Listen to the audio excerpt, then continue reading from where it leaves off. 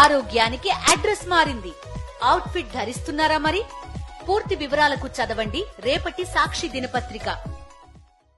YSR Congress party తరఫున మా party అధ్యక్షులు శ్రీ జగన్మోహన్ రెడ్డి గారి తరఫున శ్రీ సీతారాం యేచూరి గారికి రిచ్ ట్రిబ్యూట్స్ పే చేయడమైనటువంటిది. ఈరోజు ఆయన అన్వేవరింగ్ ఫైట్ ఏదైతే ఉందో for poor and downtrodden ఇష్యూస్కి సంబంధించి ఆయన ఫైట్ చేసినటువంటి విధానం తీరు ప్రజలు ఎన్నటికీ కూడా మరిచిపోరు. ప్రతి ఒక్కరిని కూడా భారతదేశంలో అది ఇన్స్పైర్ చేస్తుంది అన్నటువంటి విషయంలో ఎటువంటి సందేహం లేదని నేను చెప్తా ఉన్నాను. ఆయన మరణం ఒక్క సిపిఎం పార్టీకే కాదు, ఈ యొక్క it's a profound loss for the entire India. ఆయన యొక్క భావజాలాన్ని, ఆయన యొక్క ఆరేటరీ స్కిల్స్ని, ఆయన యొక్క డీప్ అండర్స్టాండింగ్ ఆన్ పబ్లిక్ పాలసీని మొత్తాన్ని కూడా నేను 2016లో పార్లమెంటు సభ్యుడిగా ఆయనతో వివిధ పార్లమెంటు ప్రొసీడింగ్స్లో పార్టిసిపేట్ చేయడం జరిగింది.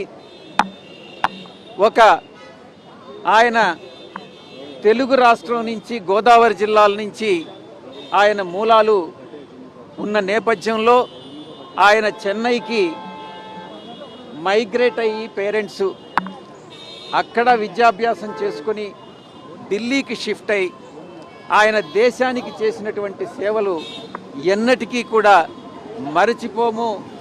ప్రతి ఒక్కరిని కూడా ఈ యొక్క పూర్ అండ్ డౌన్ ట్రాడన్ కోసం, పేదలు నిరుపేదల కోసం వైఎస్ఆర్ కాంగ్రెస్ పార్టీ ఎలాగైతే పోరాటం సాగిస్తుందో అదేవిధంగా ఆయన సాగించినటువంటి పోరాటం స్ఫూర్తిగా తీసుకుని వైఎస్ఆర్ కాంగ్రెస్ పార్టీ, మా జగన్మోహన్ రెడ్డి గారు మరింతగా పేదల అభివృద్ధి కోసం పాటుపడతారని నేను మనస్ఫూర్తిగా తెలియజేసుకుంటా ఉన్నాను. ఆయనలో